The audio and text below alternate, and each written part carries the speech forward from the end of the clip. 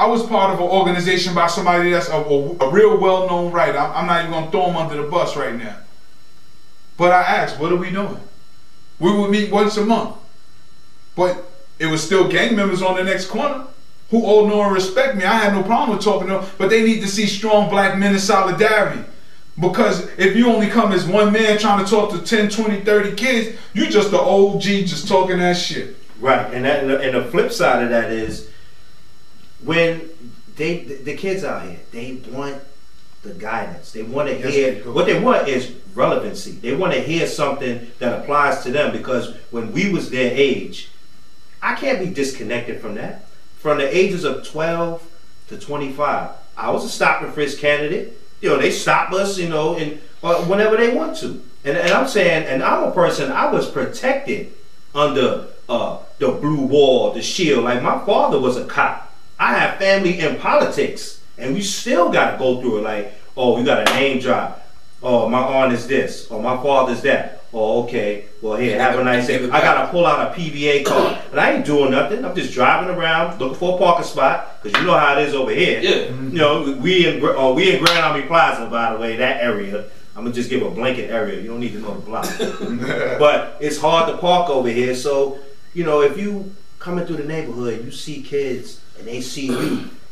If you're not hitting them in the head with no garbage or rhetoric, if they see that, hey, he came from where I came from, and he's still alive, he still got his faculties, he ain't drugged out, you know, he ain't out here trying to run up on me and stick me up, and he stopped and talked to me and he acknowledged me. They respect you. They respect you, because when you're a teenager, you don't get no acknowledgement. You're nobody. You're nobody when you're a teenager until somebody acknowledges that you exist. So brothers like us, I know I go through any hood. I don't care where it is, what state.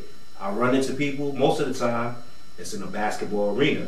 A lot of hood dudes play sports. I mean, it's just that simple. We convene and we meet and we talk. But if I'm talking to you about something that's relevant to you, you're going to hear me. And I need to hear what you going through. Because I'm, you know, all right, granted, I'm 20 years, 30 years removed from being 15 years old. But yo, I remember them days. I remember I didn't know much. I had a lot of questions. So who's going to answer my questions other than somebody that looked like me, that went through what I'm about to go through? Like, this is a third time around for us. You've seen it already. As a kid, you don't really understand the dynamics of, damn, this whole block is black owned. You know, we cool. We go in there. We appreciate it. We go in there. All right, I can get, you know, extra bread with a fish sandwich that somebody else is buying for me, or some candy. They blessing me. But then you come back 15 years later. Let's say you move. You come back 15 years later. The whole block done changed. You don't know nobody, no families, none of that.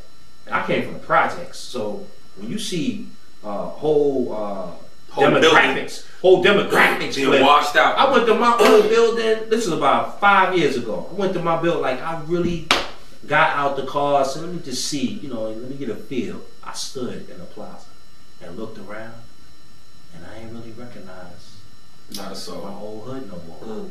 I stood there, you know, because everything is about vibes.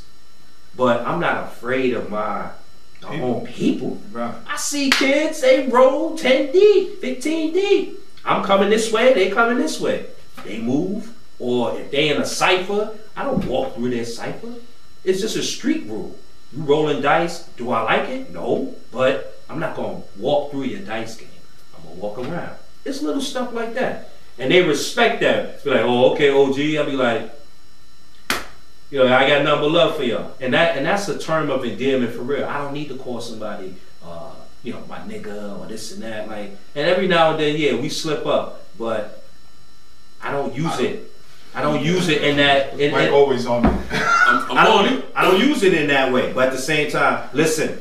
White guys, white friends. You have no past. Can't call me a nigga. All right, we cool. I have to say this. I have white friends. So when we sit here and talk about white supremacy, it ain't just white man is holding me down. No, we talking about a system of laws, codes, and institutions that limit your access as a person of color. Since everybody wants to identify with something other than African.